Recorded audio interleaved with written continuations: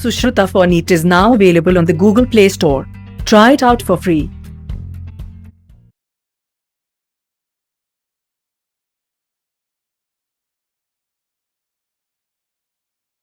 Electrostatics, right? There was one, when we looked at electrostatics, there was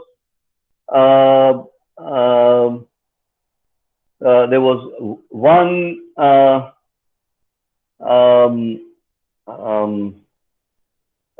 first we looked at Coulomb's law, right? That is a very important idea. Then after Coulomb's law, so I hope you can you see my screen? No, not yet. First, let me share my screen.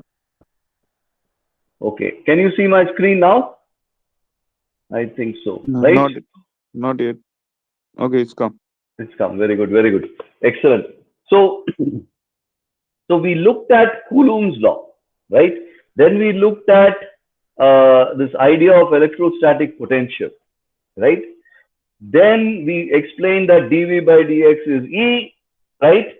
The gradient of the potential gives you the electric field, right? Then we explained the force, EF equals EQ, right? And electrostatic field, right? Then we explained Coulomb's law. Then finally we went to Gauss law, right? Closed integral of E dot dA equals Q by epsilon. We created this Gaussian surface, right? And then we discussed this surface integral which Gauss came up with, right? And how to use that to solve a few problems, right? So now we are going to introduce this concept called capacitance. Okay, this is the first idea you will deal with. Okay, now capacitance is actually quite a complicated subject. Okay, and we will deal with it in two parts. Okay, so today I will do some problems also. So now electrostatic potential and potential energy, right? So electrostatic potential, voltage, right? Now voltage is when they talk about 10 volts, 220 volts, right? India, you get 220 volts supply, right? In US, we get 110 volts. That is alternating current. Okay. Now, if you take a battery, you have 1.5 volt battery, 9 volt battery. Different voltages come from each battery, right? Now, a battery has a positive and a negative terminal, okay? And it produces this current in the form of DC current, okay? So electrons flow from the negative terminal to the positive terminal, right? So see, charge, as you know, is finally conserved, okay? But then energy is stored, right, inside the battery in the form of chemical energy, okay? Now, there are two sides. There is the negative, which is called the cathode, right? And then there is the positive, which is called the anode, right? Current flows from positive to negative. Charge flows from negative to positive, all right? So these things I am telling you, but they are not really relevant to what you are learning right now. But it is relevant to the idea of potential, okay? Now, there is what is called in an electric field, right? An electric field is a vector field, right? Coulomb's law applies, just like we had force field. We discussed force, right? Now, but these circuits, where is the electric field, right? So there is an electric field. Now, so I wanted to little bit relate the ideas, because what you're learning in physics, very often you learn in the context of theory, okay? And theory is always taught in very simple ideas first, because you cannot start teaching theory in the practical way, in the practical sense, day one. Okay, so first you must learn it in this conceptual way, and you must not demand that the practical understanding has to happen day one. It will take time. Okay, so that is very important. So electrostatic potential and potential energy, right? Now, what is stored as chemical energy right, gets converted, and when there is a circuit and it flows from, electrons flow from the negative terminal to the positive terminal. And we say that current flows from the positive terminal to the negative terminal, right? Now, that electrostatic potential energy, right, in the context of our understanding of electrostatics, right, when we looked at mechanical potential energy, we said that it is the energy it takes to move something from infinity to a particular point. We define the mechanical potential energy as a property of that particular point in the context of a gravitational field, right? So if there is a gravitational field at this point, we have so much potential energy, mechanical potential energy. I always use this as the example. So at this point, there is certain amount of potential energy. At this point, the difference in the mechanical potential energy between this point and this point is m times g times h, right? So and so it takes so much to move it from here to there, right? Now the same is true in the context of the electrostatic potential energy also. Why is that? Because that is also an inverse square law, okay? And like you have gmm by r square, here you have 1 by 4 pi epsilon naught q1 q2 by r square, okay? So at the core, it works quite similarly, okay? So now, what does it take to move something from infinity to a particular point in a gravitational field? But that is called the potential energy. Mechanical potential energy is that. What does it take to move? How much work does it take to move something from infinity to a particular point in the in the field is called mechanical potential. Similarly, electrostatic potential energy is the work to bring a charge from infinity to a point in an electric field. Okay, so these are equivalent ideas and concepts. Force is just like you have gravitational force, you also have electric force, right? And force per unit charge at a particular point, right, defines the electric field. Now, the electrostatic potential is the work. The work per unit charge is called electrostatic potential. Electrostatic potential is the work it takes to move a particular charge. What does it take to move a unit charge? That is called electrostatic potential, right? If you had W as the work, W by Q will give you the electrostatic potential energy, electrostatic potential, right? It is also a scalar. Now, the gradient of the electrostatic potential is the. Did anybody have a question or no? Okay. So the gradient of the electrostatic potential will give you. Is there a the gradient of the electrostatic potential will give you the electric field. Okay, dV by dx will give you the electric field. Okay, just like if you have integral f dx equals work, right? dw by dx will give you the force, right? Similarly, in this case also, dw by dx will give you the force is E times Q, right? 1 by Q dw by dx will give you electrostatic potential. All right. So keep that in mind. So now 1 by 4 pi epsilon naught Q by R square will give you the times R hat will give you the electric field, right? Now the potential associated with the field, you just take the derivative of that. Q by 4 pi epsilon naught R square, take the derivative, r to the power of minus 2, right? Therefore, that will give you minus 1 by R. Okay. So dV by dx will give you the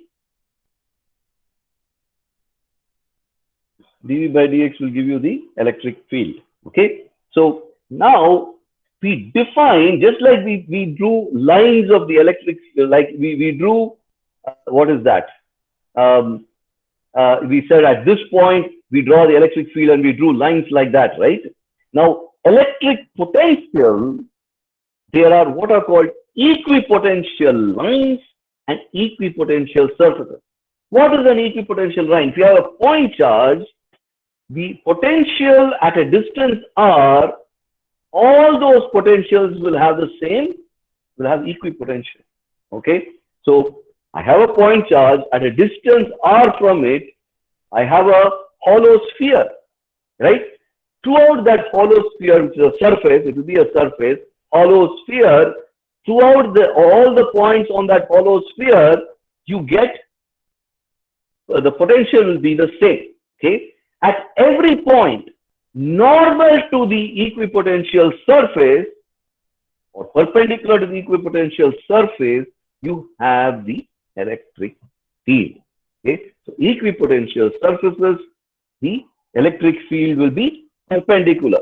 Okay, so dV by dx, and then with a perpendicular direction will give you the electric field. Okay, so electric field is a vector, potential is a scalar. Okay, so equipotential surfaces of a dipole. Remember what a dipole is: positive charge, negative charge, separated by a distance 2a. Right? Q times 2a is equal to T. We had a note for that, right? So when we call that the Q times 2a, what did we call that? We call that dipole moment, right? Okay, so now electric field and electric potential, he is explaining why dV by dx, the gradient of the potential will give you the electric field, right? Now, when they say gradient and I say dV by dx, I'm only talking in one dimension. In reality, you have to think in 3 dimensions, and in 3 dimensions, when you take the gradient, you are saying I times dou by dou x plus j times dou by dou y plus k times dou by dou z, where dou is the partial derivative. Okay, so dou means if let's say you have v of x, y, and z, right? dv by dx, right, is when you take the absolute derivative. Dou v by dou x is when you take the derivative only with respect to x. Okay, you keep y and z constant. Okay, so I times dou v by dou x plus j times dou v by dou y plus k times dou v by dou z with a negative sign will give you e. Okay, integral, it follows from all the other things that you learned, right? These are all equivalent. Okay, so remember how electric field and potential are related. Okay, that's what we are discussing here. Okay, now, so here he is taking a particular v of r equals q by 4 pi epsilon naught r, right? And then he is then evaluating the corresponding ex, ey, and ez, right? Remember what er is, right? So so now basically, if I have a point charge, I have the equipotential surface is a sphere. At every point, what is the electric field? It is pointing towards the center, right? The surface is like this. The gradient will point that way. So the electric field will point towards the center. That's why you have that negative sign. Okay. So negative dou v by dou x, right? So so the surface is like that. The unit normal is outward, right? And the electric field is inward back to the point charge, right? That you already know. EQ, right? Force per unit charge, right? Force will be towards the other charge, right? So if you have a unit charge here, it will be attracted towards that. Therefore, the force is in that direction. The E is also in that direction, right? So that's how this works. Okay. So remember that the gradient of the electrostatic potential, which is a scalar, will give you the electric field. The gradient is a derivative which produces a vector. Okay. So E is 1 by q by 4 pi epsilon naught r square. R hat is that way. Okay. you have a sphere, it will be normal, be like, you know, spears going out from a spears from a sphere. Okay, if you had a sphere and there were spears pointing out, that would be the electric field experienced at a distance r. Okay, so that from a and now we also introduce this idea of electric cavity. If you have a conductor, right, the conductor, the charge goes to the surface, and because of Coulomb's law, inside a conductor there is no electric field, right? E dot dA is Q by epsilon. There is no Q inside the conductor, therefore there is no electric field, right? So and we discussed that, like if you had a cavity inside, if there is enclosed charge, right? So if there is a cavity within the conductor, right, you can create a Gaussian surface, okay, and then you build E of right. There can be no excess charge on the surface, so everything will go to the surface of the particular conductor. All right. So so electric field at a point outside the spherical conductor, there is no information of what is inside the conductor. It acts as though it is a point charge. Okay. So if you had a spherical conductor, right, so you can just think of it almost as though it is a point charge. Okay, so let's say you had a sphere, right, then and you look at the electric field out there, you can think of it almost as though it is a point charge, right? That is the beauty of Gauss's law. Okay, so now consider a spherical conductor with a spherical cavity. A charge Q is placed in the center of the cavity. Calculate the surface charge density on the inner and outer surfaces. Calculate the electric field everywhere, right? So the conducting surface sphere A, right? The equipotential line, right? What is the QA by 4 pi epsilon naught A, QB by 4 pi epsilon naught B, right? So that is the potential, right? Now potential at a point outside a conductor with charge, right? So this is so if you had a spherical conducting sphere of radius r, right? The VB due to another conducting wire, right, is this, and therefore he evaluates QA QA by A equals QB by B. Okay, so VA equals VB, and therefore, all right. So now the electric field near a point charge outside a conductor with charge. Okay, so the electric field, right, near a point charge, okay, outside a conductor with charge. So again, if you had a point charge, right, which is located outside a conductor, and the conductor has a charge, right? So now,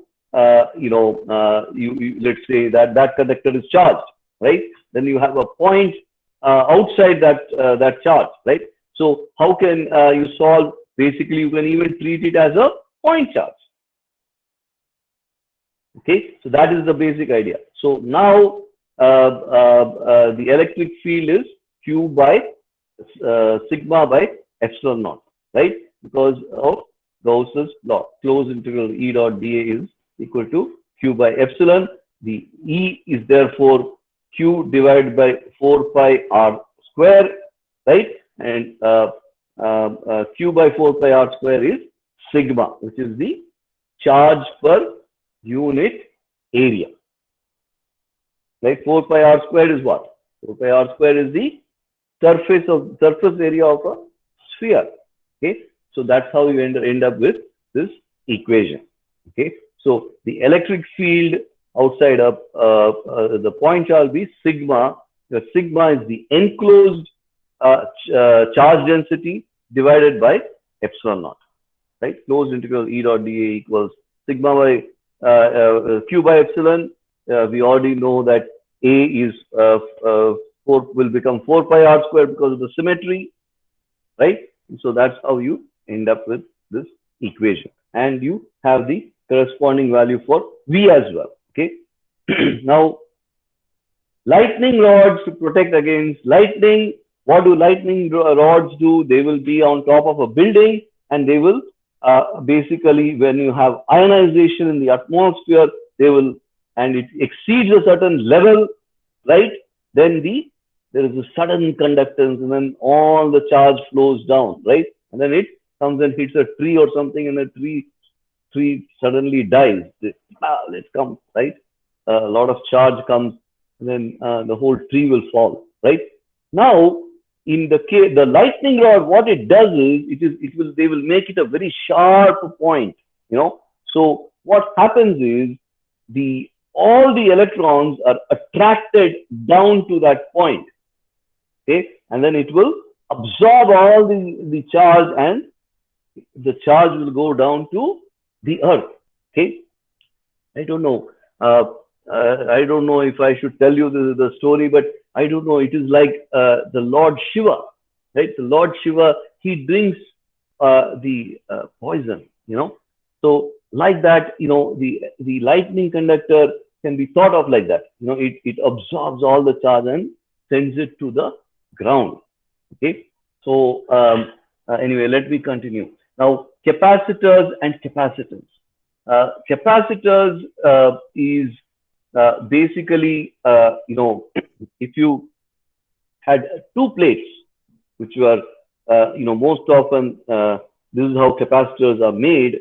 They are two plates, right, separated by vacuum or by what is called a dielectric. Okay. Now, a dielectric, how it behaves is, it is in some ways, it polarizes itself inside, but it is not a conductor. Okay. So when you have a parallel plate capacitor like this, and then you connect it to a battery, the positive charge will be on one side of the parallel plate capacitor, the negative charge will be on one side of the parallel plate capacitor. Okay. And then there will be a potential difference between the two plates. Okay. So because you're connecting the positive to one side and the negative to the other side, right? So now the electrons will be on one side, there will be a loss of electrons on the other side, and that is what will happen there. Okay. Now, but typically in steady state, there will be no current flowing. There will only be a buildup of charge, but there will be no current flowing between the plates of the parallel plate capacitor. Okay. Now, what is the voltage across the parallel plate capacitor? The voltage is given by Q by the and the charge. Voltage and the charge of the parallel plate capacitor across the parallel plate capacitor are directly proportional. Okay. The charge buildup, let's say you apply a voltage V to a parallel plate capacitor, the charge buildup Q will be proportional to the voltage. So the greater the voltage you apply, the greater the charge buildup. So Q is said to be across in a capacitor, Q is proportional to V, or Q is equal to C times V. What is C? C is said to be the capacitance of the capacitor. Okay. The capacitance of a parallel plate capacitor, the formula for it is epsilon naught A by D. And that can also be derived from Gauss's law, okay, by applying Gauss's law. Okay. Epsilon naught A by D. What is A? A is the area of the plate. If you have two plates in parallel like that, the area of each plate is A, right? Epsilon naught, you know, permittivity of free space, right? It has some fixed value. I forget what that value is, you know, but you can look it up. Okay. So epsilon naught is the permittivity of free space. If you fill it with a dielectric with a constant K, right, the net capacitance, instead of being epsilon naught A by D, will become K times that. K times epsilon naught A by D, where K is called the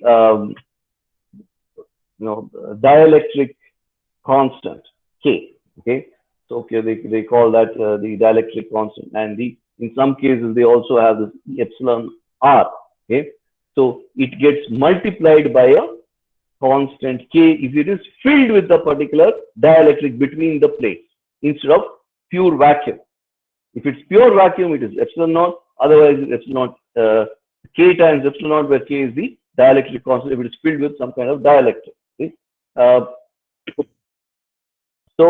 And usually, I don't know, some copper sulfate, there are many different, I don't know all the dielectrics. You can look it up.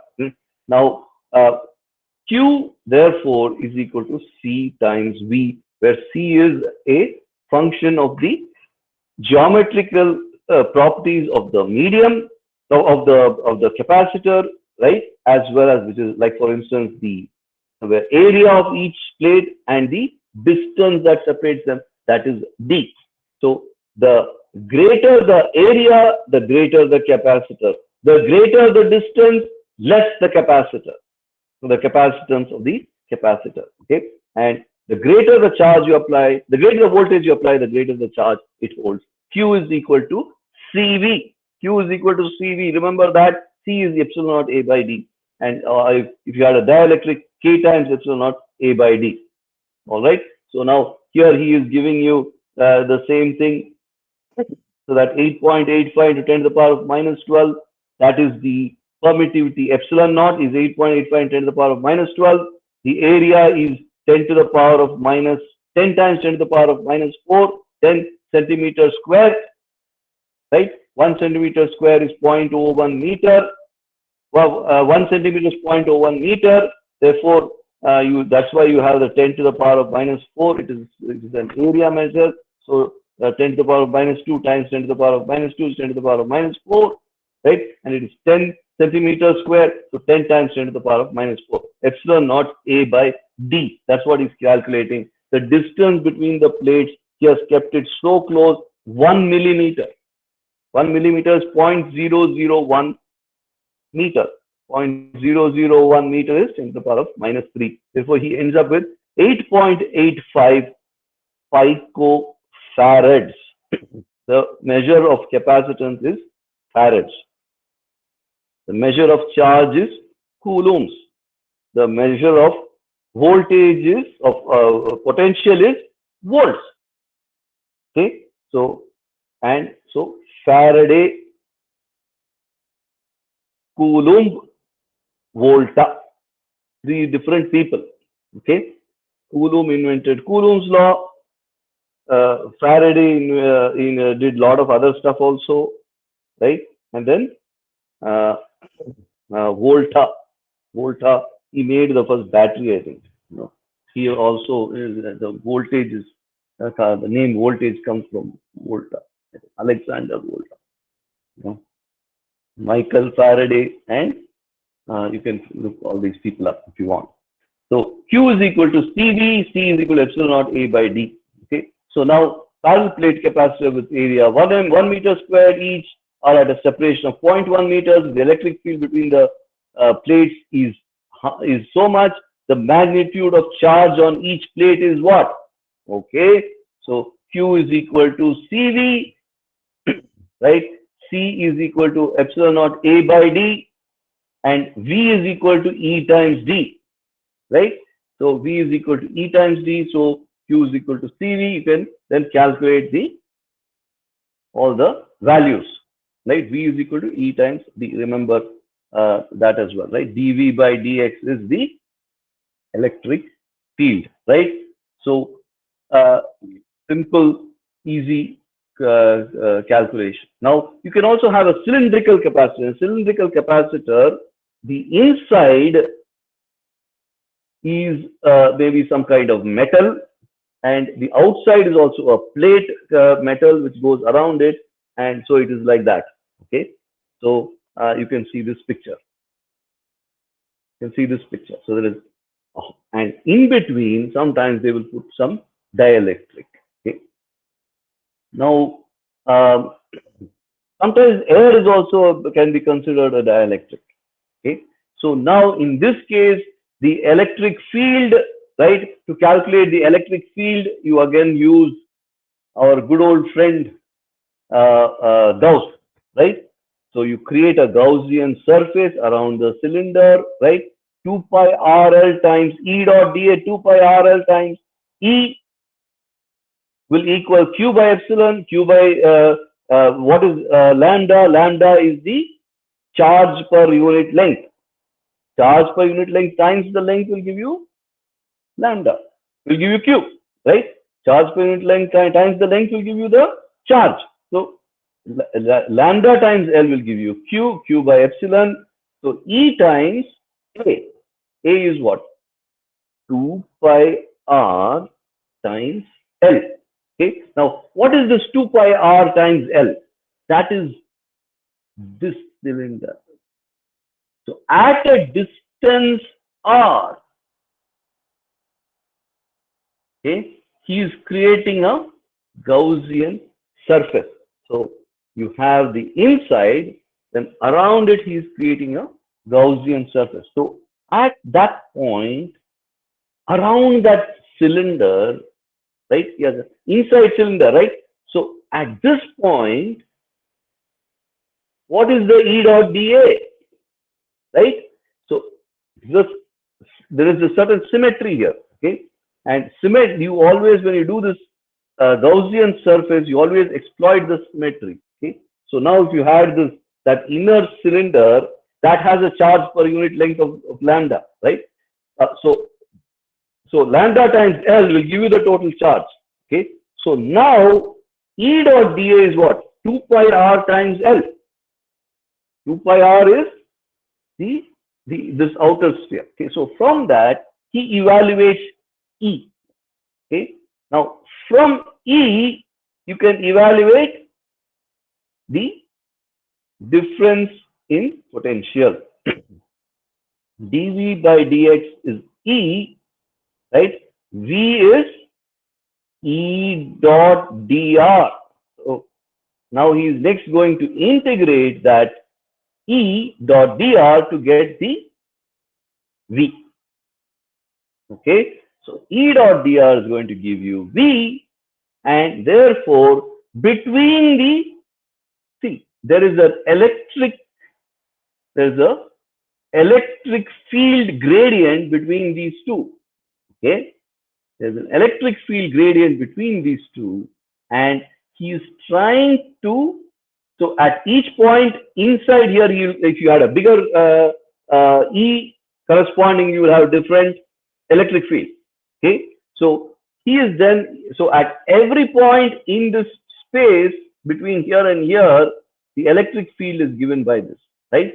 So now what is the potential difference? That's what he is calculating there.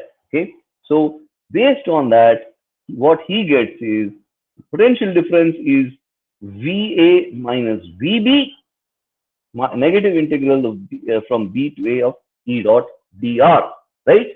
So lambda by 2 pi epsilon naught A to B dr over r. When you integrate dr over r, the integral is the ln of r. So ln of r, and you apply the limits, you'll end up ln b minus ln a, right? Ln b minus ln a is same as ln b by a. Therefore, lambda by 2 pi epsilon naught ln b by a. Okay, so that is how he is calculating the potential difference in a cylindrical capacitor. Okay, now I am little worried that this material is, I hope that it is not too complicated for some of you. For instance, this integral and all that, right? So you have to learn little bit more calculus if you want to understand it, but you must understand Q is equal to CV, right? So now once you understand Q is equal to CV, right? You have V here, you have Q here, whatever else, you take that and make that P. Okay, so V is equal to Q by C. Therefore, what is C? 2 pi epsilon naught L divided by all this is becoming P. Okay, Q by C is equal to V. 2 pi epsilon naught L divided by ln B by A is P. Okay, so why I did this is so that you are a little bit understand the application of Gauss's law. Okay, now when you become familiar, let's say he is then giving you an example. A is 2 millimeters, B is equal to 4 millimeters. What is the corresponding value? 2 pi epsilon naught divided by ln of 4 by 2. And he gets 80 into 80 picofarads per meter, right? So that is the how he calculates cylindrical capacitor. Similarly, he also does a spherical capacitor. Okay, so in both cases, what he is doing is he is evaluating using Gauss's law the electric flux E dot dA, right? E dot dA is equal to Q by epsilon at any distance r, and then from that he is then doing E dot dr to give you V, right? And from that he is getting potential difference. V is equal to integral between A to B between the positive terminal and the negative terminal. In this case, it is a sphere inside a sphere, right? So from the inner sphere to the periosphere, right? From RA to RB, right? He is doing a integral. Okay, that's how he's going to do this also. Remember, he did an integral. It dot dr, A to B dot dr. Same